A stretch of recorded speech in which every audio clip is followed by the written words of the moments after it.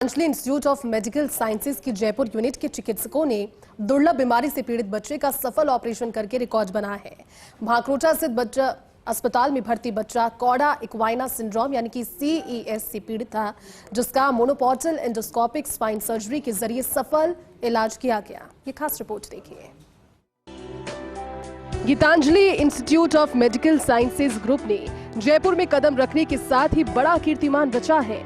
Group के hospital में चिकित्सकों ने भारत और एशिया में सबसे कम उम्र के कौड़ा इक्वाइना सिंड्रोम से पीड़ित बच्चे का सफल इलाज मोनोपोर्टल एंडोस्कोपिक स्पाइन सर्जरी के द्वारा किया है। इस उपलब्धि को इंडिया बुक ऑफ रिकॉर्ड्स और एशिया बुक ऑफ रिकॉर्ड्स में मान्यता मिली है। इस सर्जरी को करने वाले न्यूरोसर्जन डॉक्टर धीरज विश्वकर्मा ने बताया कि अलवर निवासी 11 वर्षीय बच्चे को गंभीर कमर दर्द, पेशाब रोकने की समस्या और चलने में परेशानी थी। जांच में पता लगा कि उससे लंबा डिस्क हर्निशियन के साथ CES है, जो बच्चों में बेहद दुर्लभ होती है। ऐसे में डॉक्टर विश्वकर्मा ने एक 8 मिमी के छोटे चीरे से मिनिमली इन्वेसिव तकनीक अपनाई। इस प्रक्रिया से ऊतक क्षति कम हुई और रीढ़ की वृद्धि सुरक्षित रही। नतीजा ये रहा कि बच्चा अगले ही दिन चलने लगा और 3 दिन में मूत्र नियंत्रण भी वापस पा लिया। ये एक यूनिक केस था। 11 साल का बच्चा हमारे पास कमर दर्द और पेशाब रुकने की तकलीफ से आया। अलवर से हमारे पास आया, रेफ़र किया गया था, जिसमें मरीज़ न चल पा रहा था न पेशाब कर पा रहा था।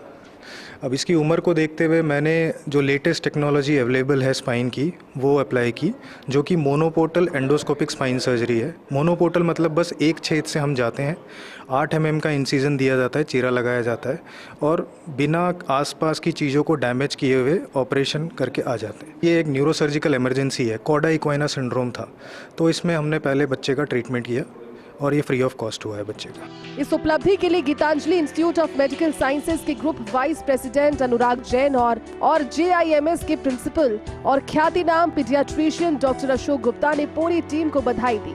उन्होंने कहा कि उपलब्धि देश प्रदेश के लिए गर्व की बात है। हमारी संस्थान ने न्यूरो सर्जरी के क्षेत्र में नया मानक स्थापित किया है। अब कोशिश है कि हम मरीजों को विश्व स्तरीय इलाज दे पाएं। उसको लेकर आगामी कार्डियक साइंसेज और ऑन्कोलॉजी विभाग इस दिशा को और मजबूती देंगे, जहां हृदय रोग और कैंसर जैसी बीमारियों की जांच को लेकर सर्जरी तक पूरा इलाज होगा। हमको इतनी बड़ी सफलता मिली है, पूरे देश में उसको रिकग्निशन मिला है जो स्पाइनल सर्जरी की इन लोगों ने। तो इस तरीके के दुर्लभ रोगों को भी हम यहाँ अटेंड कर रहे हैं और उससे पूरे प्रदेश में जो दुर्लभ रोगों से ग्रसित मरीज है, क्योंकि दुर्लभ रोगों पे मैंने मुहिम छेड़ी थी आज से करीब 15-16 साल पहले, वो बहुत आगे बढ़ गई। आज सबको इसी में खुशी होती है कि इस तरीके के पेशेंट्स को हम ठीक कर पाते हैं और गीतांजलि के लिए बहुत ही क्रेडिट की बात है कि हमने शुरुआत में ही एक राष्ट्रीय स्तर पर कीर्तिमान स्थापित किया।